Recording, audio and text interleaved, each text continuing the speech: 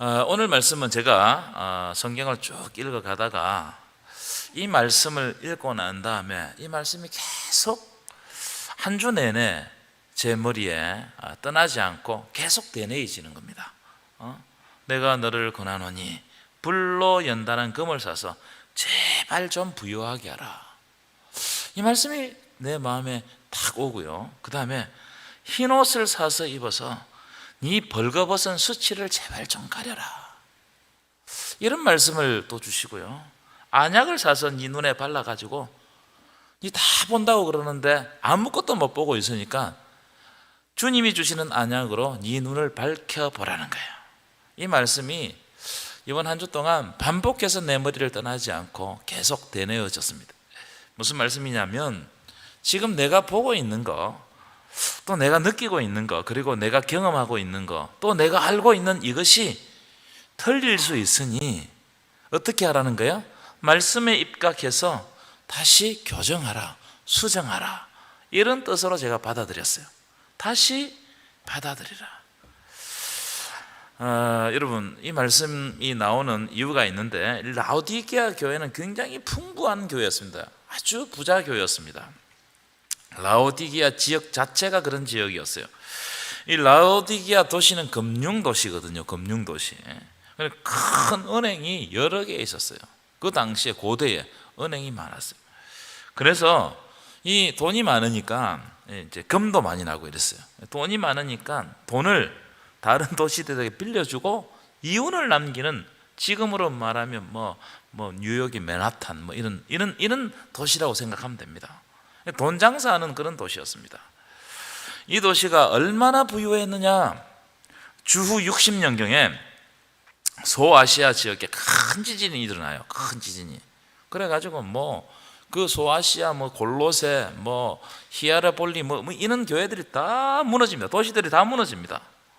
그런데 다른 도시들은 이 로마의 지원을 받아가지고 도시를 재건하거든요. 근데 라오디게아는 로마가 지원해 준다고 했는데 거절했어요. 거절하고 자기의 힘으로 도시를 재건했어요. 그러니까 여러분, 얼마나 돈이 많았겠냐 말이에요. 얼마나 돈이 많았겠냐. 라오디게아에는 유명한 의과대학이 있었습니다. 특별히 이 의과대학에는 뭐가 유명했냐면은 안약이 유명했어요. 안약. 이 라오디게아 지역은 석회수 지역으로 이루어져 있기 때문에 사람들이 그 물을 사용하니까 눈병이 자주 옮았습니다. 그래서 이 안약이 아주 유명하게 되었는데 로마 제국에서 라오디게아, 부르기아 안약이라고 하면 아주 유명했습니다. 이 의학이 발달한, 살기 좋은 도시였다는 거예요. 여러분, 도시를 이루려면 요즘에는 병원이 있어야 돼요, 없어야 돼요? 병원이 있어야 되잖아요, 그렇죠? 똑같아요. 또 유명한 것이 하나 더 있었는데 모직 산업이 뭡니까? 옷을 만드는 산업. 아주 유명했습니다. 모카 바지, 대량 모카 바지 있었고, 특별히 양모가 유명했는데 양모는 흑양모가 유명했습니다. 양모는 대부분이 이렇게 깨끗하게 세척을 하면 흰색을, 그죠? 이게 이제 드러내는데 이 지역의 양모는 흑양모입니다. 그 무슨 말이에요? 이 뭐라고 그러죠? 이걸 염색을 잘하는 거예요. 윤기가 차례 흐르는 흑색 양모를 이렇게 만들어냈습니다. 그러니까 로마 귀족들이 엄청난 값을 지불하고 이 흑양모를 구입하려고 노력을 했다는 겁니다. 아주 부드럽고. 지금도 이 지역에 가보면요, 모직 공장이 많아요. 특히 모직 공장이 많습니다. 그런데 예수님이 잘 살잖아요. 이 지역이 풍부해요. 부족함이 없어요. 세상적으로 볼 때 부러워요. 그런데 예수님이 라오디게아 성도들에게 뭐라고 말씀하시냐면은 네가 가진 것이 많고 부족한 것이 없다고 자랑하는데 예수님이 영적인 눈으로 보니까 네가 실제로는 가난하다는 거예요. 공고하다는 거예요. 예수님의 눈으로 보니까 네 지금 부자라고 떠드느냐? 내가 보니까 네 가난하다. 네 공고하다. 네가 좋은 옷을 입고 다닌다고 흑양모 이런 윤기가 흐르는 옷을 입고 다닌다고 자랑하는데 예수님의 영안으로 딱 보니까 네가 지금 벌거벗었다는 거야. 그래서 수치가 막 드러난다. 수치가 벌거벗으면 수치가 드러나잖아요. 근데 수치가 드러나는지 몰라. 좋은 안약이 있다고 하면서 모든 것을 난 다 본다. 내 눈이 좋다. 뭐 어떤 병이 걸려도 우리 그 지역에 좋은 의과대학이 있으니까 다 고친다. 근데 예수님이 실제로 영안으로 보니까는 이 눈이 멀었다는 거예요. 아무것도 못 본다는 거예요. 여러분, 이게 충격적인 말이 아니냐 말이에요. 예수님이 라오디게아 교회에 이런 말씀을 하시는 겁니다. 네가 이렇게 많이 가지고 이렇게 잘 보고 이렇게 잘 산다고 생각하는데 그게 아무것도 아니다. 자, 그 말씀이 3장 17절 말씀인데요. 한번 읽어보도록 하겠습니다. 3장 17절 함께 읽겠습니다. 시작. 네가 말하기를 나는 부자라 부유하여 부족한 것이 없다 하나 네 공고한 것과 가련한 것과 가난한 것과 눈먼 것과 벌거벗은 것을 알지 못하노라. 이게 라오디게아 교회의 영적 상태였다는 거예요. 혹시 여러분들의 영적 상태가 아닙니까? 혹시 나의 영적 상태는 어떤가? 여러분, 우리가 신앙생활하는 목적 가운데 하나가 뭐냐면은 좀 평안했으면 좋겠다. 여러분, 이런 생각 해요, 안 해요? 좀 편안했으면 좋겠다. 그런 생각 합니까, 안 합니까? 김동훈 집사님. 감사합니다. 크게 대답해 주셔서. 왜냐하면 우리의 삶 가운데는 정해지지 않는 여러 가지 문제들이 갑자기 발생해요. 그래서 무슨 문제가 발생하면 가슴이 뛰고 힘듭니다. 그래서 우리는 언제나 평안한 삶을 갈망해요. 마음이 좀 평안하고 별 문제가 없고 좀 행복하게 살았으면 좋겠다. 여러분의 소박한 소망이시죠? 특별히 먹고 사는데 걱정이 없고, 요즘 어렵잖아요, 그렇죠? 먹고 사는데 걱정이 없고, 직장 걱정이 없고, 우리 자녀들도 그렇게 크게 걱정 안 하고 자기 알아서 다 해나가고, 우리 건강에도 별 문제가 없어가지고 그런 걱정 때문에 내 인생을 좀 소비하고 허비하지 않았으면 좋겠다고 하는 이 작은 소망이죠. 이 소망이 예수 믿는 사람이든 안 믿는 사람이든 다 바라보는 겁니다. 다 바랄 거예요. 그렇죠? 다 바랄 겁니다. 그래서 조금만 지금 가진 것보다는 조금만 더 부자가 되고 싶어하고, 지금 입고 있는 이 옷보다는 조금만 좀 더 좋은 옷 입고 싶어하고, 내가 지금 사는 아파트보다는 조금 편한 아파트, 그런 거 찾는 겁니다. 그게 여러분 잘못된 게 아니에요. 병이 생기는데 여러분 한국 사람 3명 중에 1명이 암이잖아요. 근데 그걸 벗어나가지고 좀 그런 걱정 없이 좀 살았으면 좋겠다. 이게 대부분의 사람들이 소원하는 겁니다. 저도 여러분 목사인데 그런 삶을 살았으면 좋겠다고 생각할까요, 안 할까요? 어떻게 알아요? 생각합니다. 저도 좀 평안하게 별 문제 없이 남들에게 인정받고 노후 걱정 없이 목회를 했으면 좋겠다. 그런 생각을 때때로 합니다. 애쓰지 않아도, 막 애를 쓰지 않아도 교회가 성장하고 외형적으로 좀 커지고, 뭐 이런 상상들을 제가 할 때가 있습니다. 제가 어느 날 새벽 기도 하면서 실제로 그런 기도를 했습니다. 하나님, 마음이라도 좀 편했으면 좋겠습니다. 실제로 새벽 기도 아침에 나와서 마음이 답답하더라고요. 기도하려고 하는데, 하나님, 제 마음이라도 좀 편하게 해주세요. 마음이 너무 불편합니다. 마음이라도 좀 답답합니다. 제가 우리 아버지 목회하시는 것을 보면서 내가 절대로 목회를 하지 않게 되겠다 생각한 게 뭐냐면은, 저희 아버지가 큰 교회가 아니고 작은 교회였는데 재직회를 하고 나면 아버지가 너무 힘들어 하시는 거예요. 그래서 제가 어릴 때 저걸 왜 하나, 그냥 농사 지으면 되지 뭘 저렇게 할까, 제가 그런 생각을 했습니다. 왜냐하면 교회 일로 목회자 아버지가 가장이 민감해지잖아요. 그럼 그 가족 전체가 몇 주 동안 불행해요. 이게 숨을 쉴 수가 없어. 여러분, 이런 생각을 하게 되면 마음의 절망이 오고 이겨내기가 쉽지 않습니다. 현실이 녹록지 않다. 여러분도 마찬가지입니다. 저의 이야기를 했지만 이 이야기는 제 이야기가 아니고 여러분들의 이야기이기도 해요. 이 현실이 녹록지 않다는 겁니다. 그런데 그때마다 참 희한하게 여러분, 그래 말씀을 읽어야 돼. 말씀을 쭉 읽어가잖아요. 그러면 한 번씩 걸리는 말씀이 있어. 제가 이번 주에 저번 주하고 이번 주에 계속 그런 생각을 가지고 말씀을 읽고 있는데, 요즘 신약 읽고 있거든요. 그런데 계시록 이제 아마 다음 주면 계시록 끝낼 것 같은데, 고린도후서 12장 7절부터 여러분 이 말씀이 내 마음에 딱 걸렸어요. 한번 보실까요? 한번 띄워 보실까요? 자, 7절 읽겠습니다. 시작. 여러 계시를 받은 것이 지극히 크므로 너무 자만하지 않게 하시려고 내 육체에 뭘 주셨다고요? 내 육체에 가시곧. 이 가시인데 그 가시가 뭐라고요? 얼마나 힘들었으면 사도 바울이 그걸 사탄의 사자라고 표현해요. 내 육체에 있는 질병을 사탄의 사자로 표현했습니다. 그럼 하나님이 왜 사탄의 사자를 나에게 주셨느냐? 이래 되어 있습니다. 이는 나를 쳐서 너무 자만하지 않게 하려 하심이라. 제가 이 말씀을 읽는데 화도 나고 좀 섭섭하기도 하고 막 그랬어요. 아니, 하나님이 가시를 주신 이유를 나를 겸손하게 만들기 위해서 하나님께서 주셨다는 거예요. 이게 여러분, 이 말씀이요, 머리로는 이해가 되는데 마음으로 여러분 받아들이지가 않는 거예요. 왜 하필 사탄의 가시를 주냔 말이에요. 사탄의 가시를. 하나님은 왜 사탄의 가시를 줘가지고 나를 겸손하게 만드느냔 말이에요.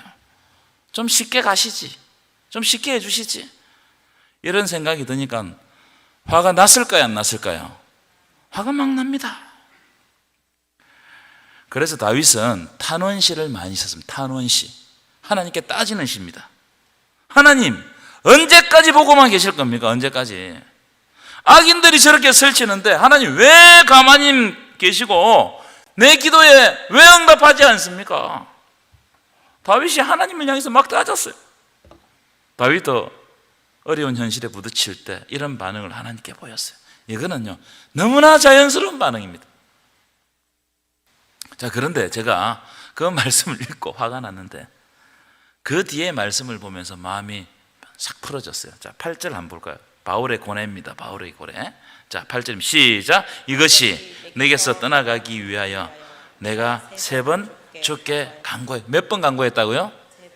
이 3번, 1번, 2번, 3번 숫자가 아니에요. 이 3번은 뭐예요? 간절하게 기도했다는 거예요. 간절하게. 하나님, 내가 복음을 전하는데 내 몸에 가시가 있어가지고 사람들이 나를 보고 손가락질합니다. 하나님, 제발 이 내 몸에 있는 사탄의 가시를 좀 제거해 주세요. 간절하게 기도했어요. 그런데 하나님이 하시는 말씀이 9절이에요. 9절 읽어볼까요? 시작. 나에게 이르시기를 내 은혜가 내게 족하도다. 이는 내 능력이 약한 데서 온전하여짐이라.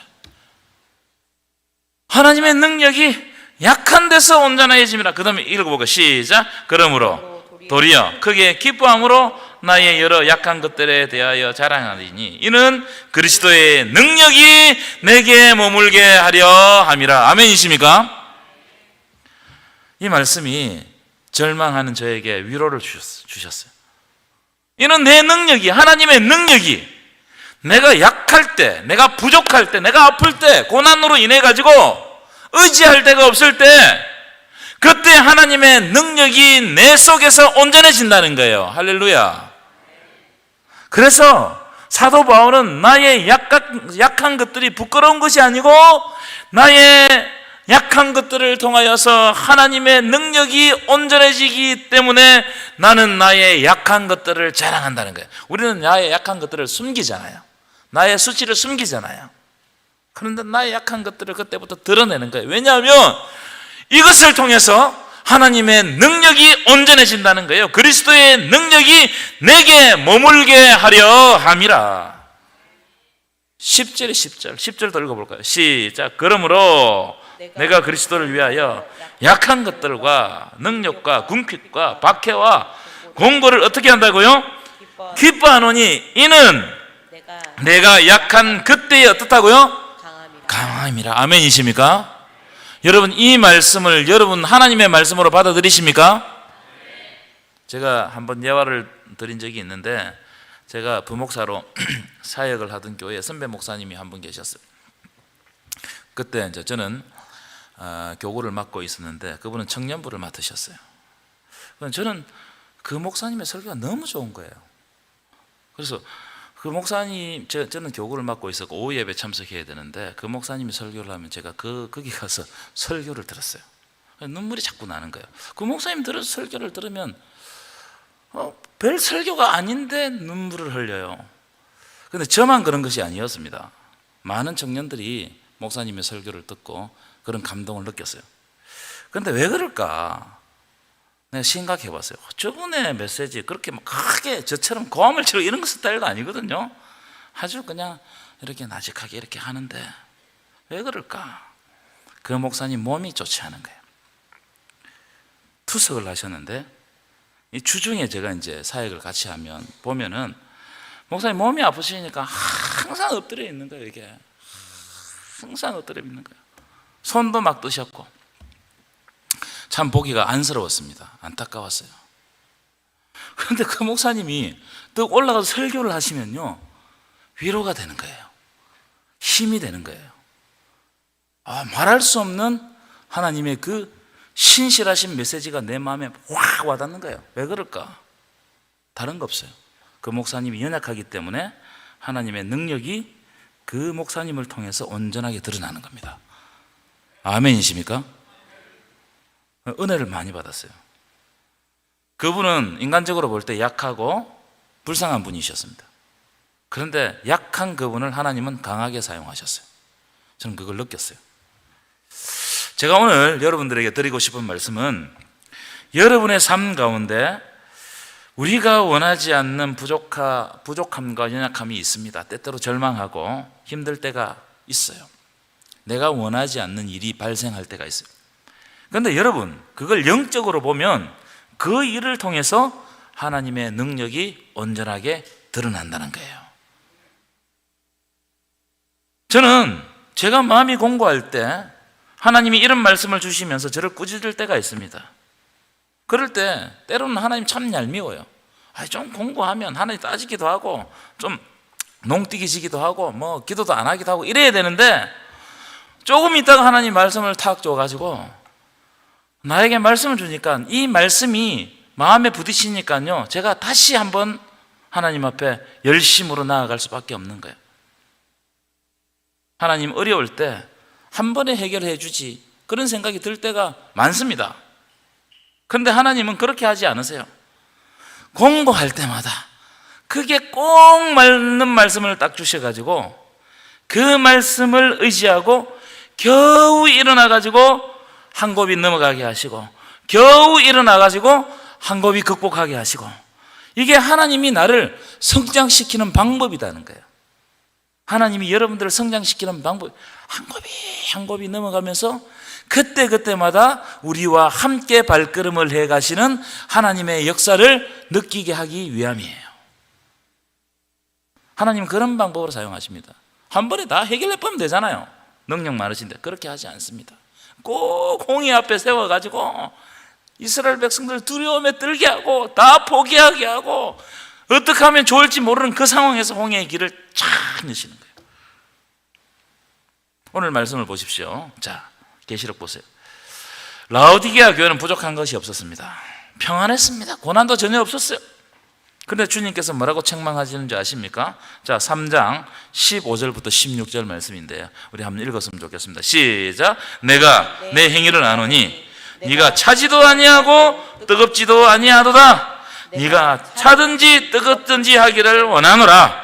내가 이같이 미시근하여 뜨겁지도 아니하고 차지도 아니하니 내 입에서 너를 토하여 버리리라. 여러분, 아무것도 부족함이 없으니까 우리는 그걸 동경해요. 그런데 라오디게아 교회는 아무것도 부족함이 없으니까 차지도 않고 뜨겁지도 않다는 거예요. 신앙생활을 하는데 신앙생활을 하는 것도 아니고 안 하는 것도 아니고 미지근하게 그냥 오면 오고 기도하라면 그냥 눈 감고 있다가 가고 아무 의미 없이 왔다 갔다 다니다가 내 마음 편하고자 그냥 왔다 갔다 다니고 하나님이 나를 치실까봐 흥금하고 주일 몸 빼먹고 안 갈 수도 없고 갈 수도 없고 그러니까 예배 자리가요 바늘 방석입니다. 바늘 빨리 맞췄으면 좋겠어요. 빨리 마쳤으면 좋겠어. 제가 한 번씩 설교를 길게 하잖아요. 뒤로 돌아보시는 분, 여러분 지금 뒤로 돌아보지 마세요. 몇 시 됐나? 이거 몇 시 지금 몇 시? 예전 이 앞에 있었던 교회는 아마 그분이 그렇게 정했는 것 같아. 설교는 30분이라고 정했는 것 같아. 그러면 목사님이 설교하고 있으면 30분이 넘을 수 있어요, 없어요? 오늘도 넘을 거예요. 그런데 뒤에 걸어 나가가지고 시계를 가르치는 거예요, 시계를. 목사님 설교하고 있는데 시계 보라는 거, 시계. 아니, 나가시면 되잖아요, 설교 듣기 싫으면. 제가 오늘 그 장면이 싹 스쳐가더라고요. 여러분, 우리가 표현을 안 해서 그렇지 여러분 마음에 그런 게 없냔 말이에요. 아이고, 오늘도 은혜 안 되는 설교 되게 더럽게 길게 하네. 여러분, 목회자가 설교를 준비하다 보면 내가 설교를 준비하면서 내가 은혜 받을 때가 있어요. 그런데 내가 은혜 받으면서 설교를 잘 준비하는 거하고 여러분들에게 표현을 잘하는 거하고는 달라요. 달라요. 제가 우리 목사님들 솔직하게 설교 조진 날은요, 일주일이 막 성도들 얼굴 보기가 너무 부끄러워. 조금 더 준비할 걸, 조금 더 준비할 걸. 그런데요, 제가 희한한 현상을 몇 개 발견했습니다. 제가 설교를 죽을 쓰잖아요. 한 번씩 죽을 써야 또 부드러운 음식을 먹는다고 그러는데, 죽을 쓰고 부끄러웠는데 어떤 분이 카톡을 줘요. 목사님, 이번 주 설교 저에게 주시는 말씀이었습니다. 저는 설교를 하고 난 다음에 부끄러워 죽겠는데 이 말씀 저에게 주셨습니다. 제가 그 말씀으로 은혜 받았습니다. 그런 분이 있어요. 그 왜 그럴까요? 하나님의 말씀을 향한 이 시선이 마음을 열고 왔기 때문이에요. 그러니까 설교자가 설교 내용이 중요한 게 아니에요. 하나님이 주시고자 하는 그 말씀이 그 마음에 그냥 탁 꼽혀버리는 거예요. 여러분, 이런 역사가 일어나기를 축원합니다. 예수님이 너무 많잖아요. 그러니까 예수님 앞에 이렇게 갈급함이 사라지니까 네가 미지근하여 뜨겁지도 아니하고 차지도 아니하니 내 입에서 너를 토하여 내치리라. 우리의 신앙 아닙니까? 돌아봐야 돼요. 제가 지난주에 이런 말씀을 드렸습니다. 하나님은 우리에게 가장 좋은 것을 주시기를 원한다. 그래서 성령을 주시는데 내가 원하는 좋은 것을 주시는 것이 아니고 하나님이 원하시는 좋은 것을 주신다는 거예요. 그래서 나는 하나님 물질 주세요, 돈 주세요, 건강 주세요 기도했는데 하나님은 때때로 고난을 팍 줘버려요. 아니, 이 다윗이 그래서 단원시를 쓰는 겁니다. 도대체 말이야, 내가 기도한 거하고 하나님의 응답이 안 맞단 말이에요.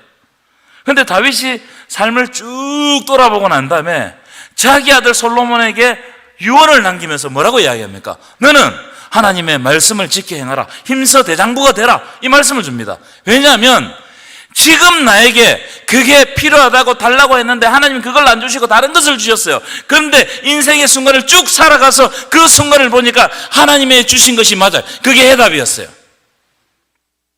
그럴 때 많습니다. 여러분, 왜 그런 줄 아십니까?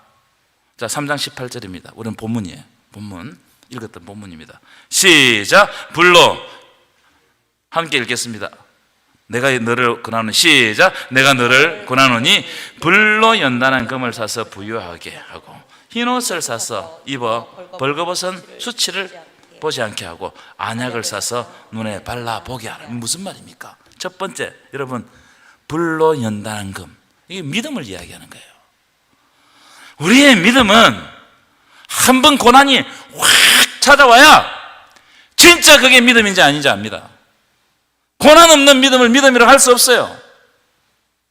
그래서 사도 바울이 내가 지금은 이 부드러운 음식으로 너희들을 키웠다. 근데 지금부터는 뭘 먹어야 된다는 거예요? 딱딱한 음식을 먹어야 된다는 거예요. 그래야 성장한다는 겁니다. 여러분, 고난을 받는 것을 두려워하지 마시기를 축원합니다. 고난을 당해서 성장하는 거예요. 불로 연단한 믿음을 사는 겁니다. 흰옷을 사서 입게 해라, 입어라는 거예요. 이 수치를 가려라, 지금 네 수치가 주님 앞에서 만만하게 드러났는데 너는 뭘 하고 있나? 남 수치를 보고 손가락질하고 있다 이 말이에요. 네 수치를 가려라. 주님이 주신 옷을 입고 안약을 사서 영안을 뜨고 하나님 나라의 역사를 바라봐라. 지금 이 시간에 하나님께서 무엇을 가장 원하시는지 그걸 눈을 뜨고 바라는 거예요. 다 눈이 감겨 있어요. 여러분, 지금 우리는 어디에 있습니까? 평안해지기를 원하십니까? 아니면 고난이 있더라도 주님 손잡고 그 고난의 길을 함께 가기를 원하십니까? 어디를 택하실 겁니까? 여러분, 배가 부르면 음식이 맛이 없어요. 배가 부르면 아무리 좋은 음식을 갖다 놔도 배 부르면 그 별로 맛없습니다. 그런데 김치 하나 있어도 배고프면 맛있어요. 왜요? 시장이 반찬이니까. 영적으로 갈망이 있고 배가 고프고 막 이러면 고난이 와도 하나님 붙드는 거예요. 작은 것에도 감사하는 거예요. 그런데 영적으로 뭔가 나태해지고 막 이러면 어떤 줄 아십니까? 조그마한 게 있어도 불평하는 겁니다. 불만하는 거예요. 다른 사람의 잘못이 눈에 보이는 거예요. 여러분은 어디에 속해 있냔 말이에요. 하나님을 갈망하시기를 축원합니다. 하나님을 갈망할 때 은혜가 임하고 지금 나에게 있는 이 작은 시간들이 소중하고 하나님의 말씀 속에서 내가 보화를 발견하면 그 말씀을 내 삶에 적용하고 내가 이 말씀 한 절 한 절 지키며 살아가는 것이 보람되고 이게 주님과 동행하는 삶이구나 이런 걸 느끼고 그때 감사가 넘는 거 아니겠어요? 여러분, 부족하지만 하나님 손잡고 끝까지 천국 갈 때까지 주님과 동행하는 저와 여러분 되시기를 간절히 축원합니다.